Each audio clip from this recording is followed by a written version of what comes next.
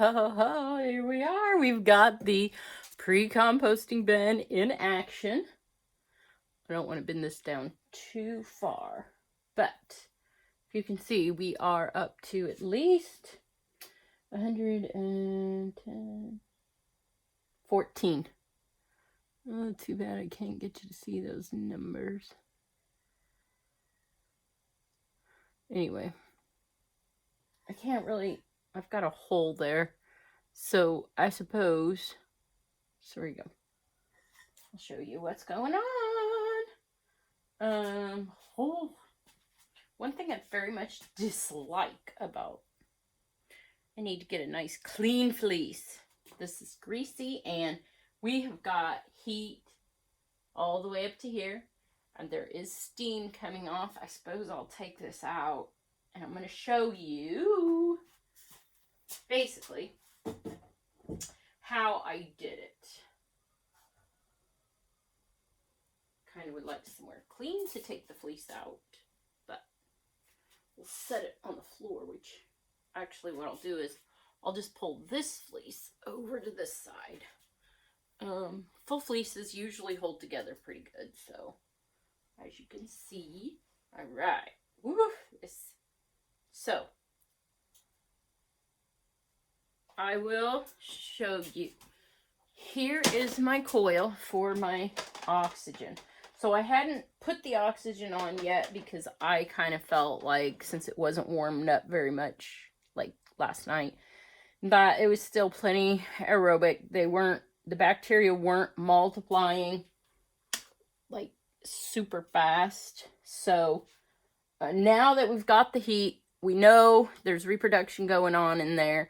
And so they're going to be needing as much oxygen as possible. So I've got the air compressor here right on a shelf. It's just a small one. This is just for me to play around with and see if this aeration thing works. If it works, I'm going to bring the gigantic air compressor with a lot of backup pressure. We're going to set it just to the outside. And then we'll run air lines and where we don't have to listen to the motor running. So I'm going to plug this in and we're going to be real quiet and we can hear the oxygen aerate this tank.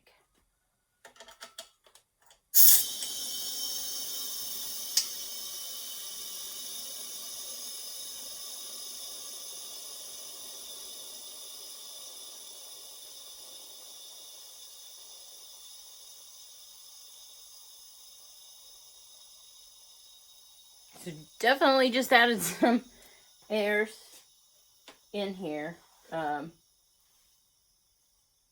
It forced, you can see, I don't know if you see the steam that came from those pipes. The whole thing is heating up. Let me get my glove on. I got some, I wanted to find that. Here it is. My temperature gun. I don't know how long these things are going to last, these rubber things, but the other ones I'd already gotten a hole in it from mixing with my hand. And then what I want to do is I want to go ahead, I want to get a sample of this now. And I'm going to check those indicators in there to see if we went anaerobic yet or not. So this thing's only reading 107, 108. It doesn't feel crazy hot to the touch. It's probably way down in there that we've got 111, 114. And then this is what I'll have to do. I don't want to, but this is what I'm going to have to do in order to monitor whether this system's working or not, you know, like, not, I'm going to say properly, but if we get some anaerobic bacteria showing up on the slide, then we know. One, I probably maybe should have turned this on last night. I don't want to have to listen to this motor running all the time. That's my problem right now, but that's why we're going to put one outside with a much larger reservoir. This one, we only got up to like 100 pounds of pressure. It's got a really teeny tiny tank, so it doesn't hold much backup. If I had something that was like a 1,000-gallon LP tank sitting at the back door, that motor's only going to kick on once in a while. We're going to be able to aerate this just slowly all day long, and we won't have to hear a sound. Woohoo! And then I'll be able to get my brews all going, and it will have its own aeration system, and I'll be able just to plug in really easily as I'm brewing. And then I have to monitor that probably hourly if I really want to know, especially right now since that was off all night and we're getting up there to 120 temperatures. We're going to see some indicators. Now this should be enough just to sample. I mean, if it's going to be, I've got, you know, manure there, that'll show us all kinds of bacteria. So let me get something to put that sample for now. I should put it in there. Yep, I got one.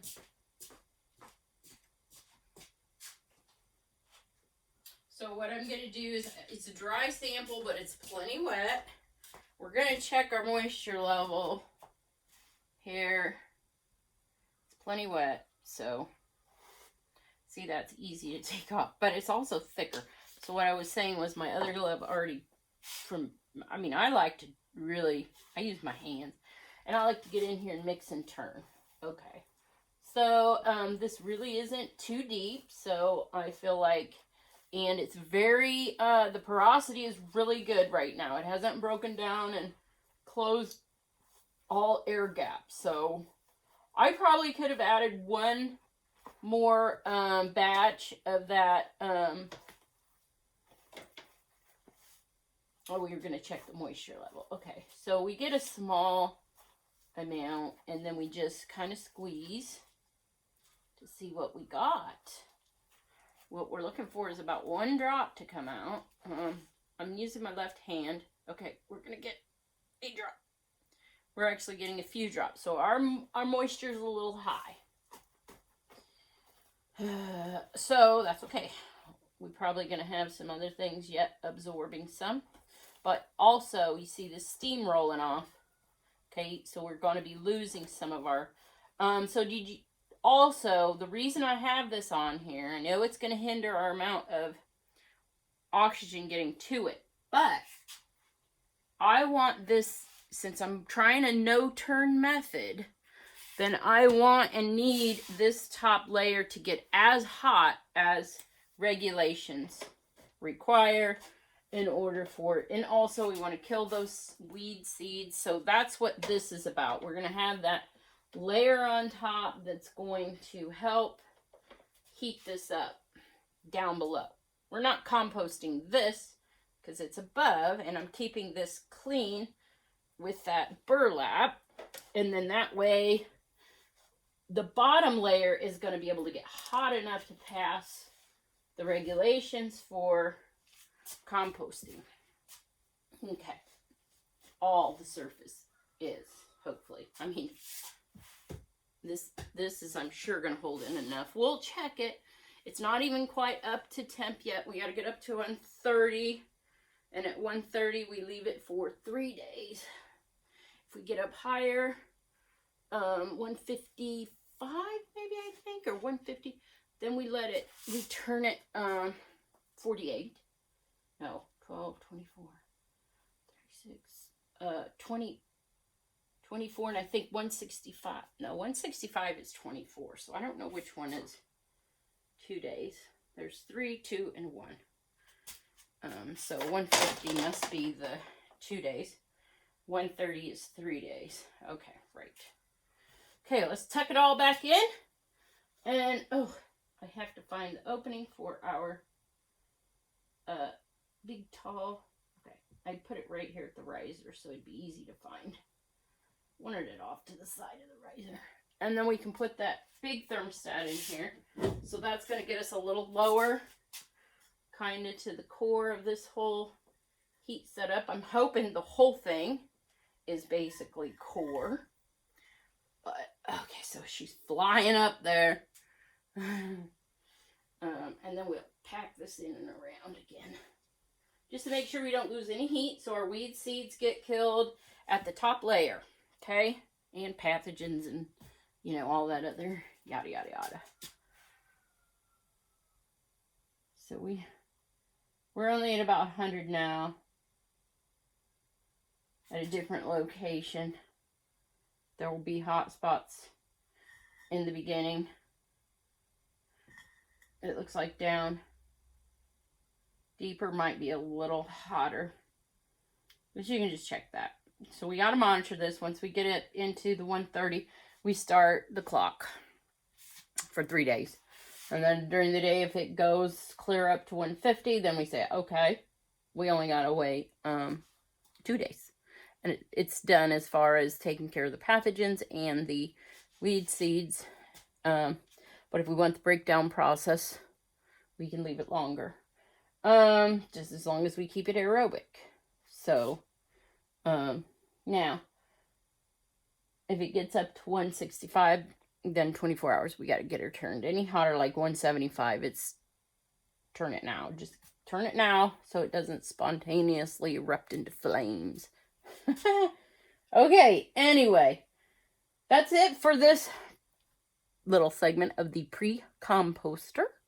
I think it's working out fantastic. The only thing is that I want this air compressor, I'm going to locate a large one, put it outside, and it can be pumping the air in from out there, and I don't have to hear any noise. And then all my brews can be hooked up to one main central tank, and all the lines will just feed the individual brewers, and I just plug into them. Not all these little aquarium pumps, and even at the medium size, they make a lot of noise. And I don't want to have to listen to that while I'm working in the worm room, which we will be doing today. There you go. Hope you like this video, and kind of getting an idea of where I'm going with this. This is like new. I don't know anybody else has got the aerated pre-composting or not. I've seen some big, huge operations that have the drainage pipe through their they're called windrows, the composting windrows, and then they'll aerate it and not have to turn it. And apparently it passes the organic regulations. So that's what I'm working on here for my worms. Get it done quick, kill the pathogens, kill the weed seeds. We're going to get these bins turned over, recharge the breeders, and put the extra in the nurseries. And those were aerated nurseries also. And I'll do a video of how I've set those up. And I'm not sure if today I will split. I think I might wait till next week to fill the nurseries. I want to make sure that my pre-compost is ready to recharge those bins. Okay, that's it for today. Cheer me on, guys. I'll keep going. I just feel like this is the right thing to do and a positive direction to move.